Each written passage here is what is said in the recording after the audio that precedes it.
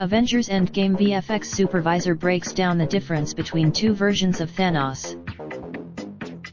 By creating an account, you verify that you are at least 13 years of age, and have read and agreed to the comicbook.com and both featured the Mad Titan arch-villain of the Marvel Cinematic Universe, Thanos. There are subtle differences in how the Thanos of 2014 compares to the Thanos who snapped half the universe away. Comicbook.com. He is kind of like a slightly different character, Atkins says of the younger Thanos in Endgame. But we did use this. Atkins goes on to say that the biggest differences, and the biggest technical challenges, came from the motion capture and animations. So obviously, there's definitely that aspect of it, where we dial Thanos into the motion capture performance. We're finding this new Thanos through that process.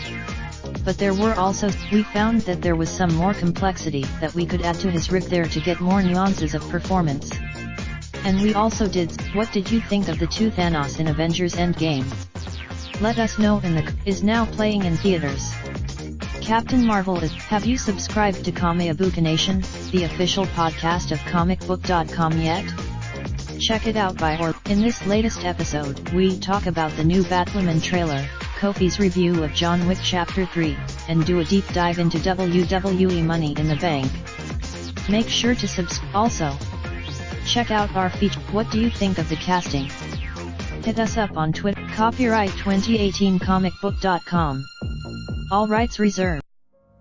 Raindrop, drop top, smoking, no cooking the hot pot.